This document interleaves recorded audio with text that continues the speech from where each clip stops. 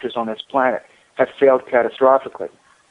The one in Ukraine failed, and we have these 3 in Japan. We have 2 in the United States in Nebraska that are surrounded by rising floodwaters, and they could possibly imminently fail as well in the coming days and weeks. Nothing would surprise me less. So we have to shut them all down. What we need now is concrete action. However, the powers that be aren't doing that, so they need to be persuaded as to the wisdom of doing that by the adults, by the people with souls and with hearts. This is a time when women and men need to do things and say things pursuant to making sure that these nuclear reactors will shut down now, because if they're not shut down, there are going to be more and more meltdowns until the northern hemisphere of this planet at least will be so irradiated that you won't want to live there and possibly will not be able to live there. So we don't have the luxury anymore of hoping. It's too late for that. We can see what's already happening. Now it's time for action. Very good. Action we shall make then. Tell me, you have written about Operation Paperclip and Nazi connections with our industrial military complex. Do you think, like Jim Marrs may, that we have human off-planet colonies or civilizations that may or may not be Nazi-founded? Yes, I do. I think the Nazis did make some very interesting, fundamental, technological, engineering, scientific breakthroughs back in the 30s and 40s. I think that Project Paperclip did snatch up just as much of that as they possibly could, including as many scientists, Nazi scientists, mathematicians, engineers, and technicians as possible, and made further breakthroughs in the post-World War II period, some of them quite spectacular. And so, yes, I think it's more than possible. I would say it's likely that there are facilities on the moon and on Mars that have Nazi input. And I would also include the Antarctic region in that. I've researched the Antarctic enough to know that there is a real veil of secrecy that's been drawn over a great deal of what happens down there and has been for more than half a century. So I think that that's also an area of high interest. There are various secretive activities going on that have been going on for a very long time. And by the way, there was Nazi interest as well in Antarctic back in the 30s and 40s, including in the World War II period. So, yes, I essentially think there is merit to what Jim Marrs has said. Okay. Well, tell me, what do you think is the true origin of mankind? And when I say that, what I mean is, do you think we are originally of this planet? And I know that you made mention that we do have special DNA, as in God-given or divine-given, but do you think it perhaps has been post-manipulated by aliens? And do you think we may come from a different planet or galaxy? Yeah, I will. There are several levels to my answer. Number one, my perception, both from my intuition and little bits and pieces of information I've gotten from diverse sources and individuals over a period really of decades, is that human template, so to speak, is hardwired into the foundational matrix of this galaxy, such that when conditions arise on any planet in any solar system in this galaxy that are favorable to the human life form, that the biological process on that planet is predisposed after a given number of a certain amount of time to create human beings through the natural course of development and evolution of biological life on that planet. In other words,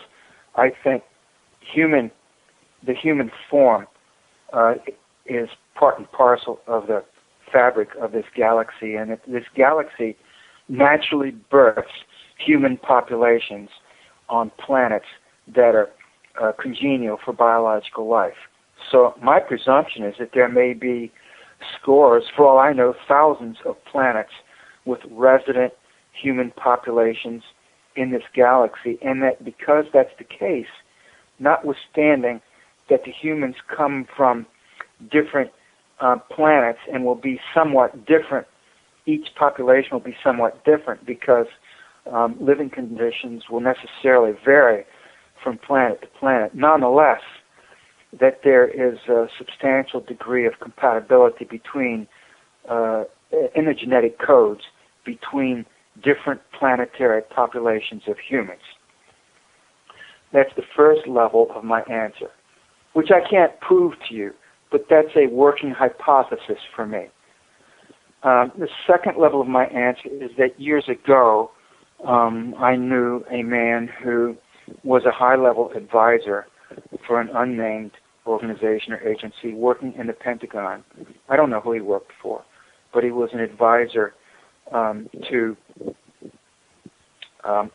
flag officer personnel in the Pentagon, generals, admirals, and advised them on a variety of issues. He had encyclopedic knowledge about a number of different areas. I don't know how he got his information, but he had it. And one of the things that he told me is that essentially most human lineages or groupings on this planet are not native to this planet. The most recent arrivals, according to him, were the so-called Orientals, whom we would know as the East Asians, the Vietnamese, Koreans, Japanese, Laotians, Cambodians, Chinese, etc. They're the most recent arrivals, but they're not from here. The Caucasians are not from here either. Evidently, other groups aren't from here either. I'm not sure that so-called black Africans are either from the Earth. It does appear there are or were some native species of humans or humanoids to the Earth. The Cro-Magnons probably were. The Neanderthals were others. There may be relict populations of these groups on the Earth, but the numbers would be very small, and they would live in out-of-the-way, very rural, forested or mountainous, thinly populated areas, thinly populated by terrestrial Homo sapiens.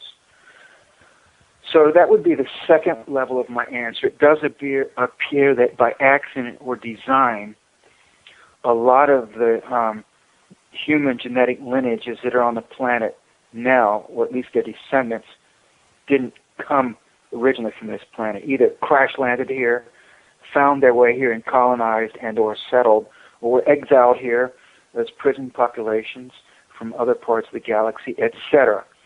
But that obviously, over the many thousands of years, there's been quite a bit of interbreeding, and there's been a lot of homogenization between these different groups wherever they may have originated. So that's the way I see it. I don't know. And what was the last part of your question? I'm sorry, or maybe it was the first part. Well, I think you've done a good job at answering it. But it basically was, do you think our DNA has been manipulated by aliens? Yes, the manipulation question. I think, yes, there's been manipulation by extraterrestrial factions, both human and non-human. And also, I believe that in the times of the distant past, 10, 20,000 years ago, that there was genetic manipulation of human DNA by other terrestrial humans in order to create a lower worker caste, if you will, that would be used as slave labor, as menial servants, if you will, that type of thing. So yes, I do think there's been a lot of manipulation of the human genome, of the resident terrestrial population on this planet in our time. And to enslave us, basically, to keep us dumb, stupid, barefoot, and pregnant, with great success. We've bred prolifically. We're pretty dumb and we're pretty stupid. Okay. Well, thank you. I appreciate it. Thank you, Vito. The next question I have, Richard, is that Cliff sees some sort of alien war or alien contention from his webbots in our short-term future. Do you think we could still see a Carol Rosen, Werner von Braun Project Bluebeam style false flag? If so, Richard Dolan recently said that it would be logistically difficult. So what form do you think the fake alien invasion will be? I think we're already under the Project Bluebeam scenario and have been for thousands of years. I think that's the whole agenda of the machine. It's drawn such a veil of illusion over this planet that it's very hard to know what the truth is. It's why great seers and visionaries and prophets have come to us, including personalities like Jesus, and have said, you shall know the truth, and the truth shall set you free, because we are surrounded by deception and dissembling on every hand, concealment, secretiveness, lies, cover-ups. It's seamless. It's coast to coast, border to border, 24/7, nonstop, cradle to grave. So I think we're already in the Project Bluebeam scenario. We're already in the Truman Show. I know maybe you have, and maybe many of the people who are logging on to this interview have seen the Truman Show with the American actor Jim Carrey, where this guy only gradually becomes aware that his entire life is a Hollywood production.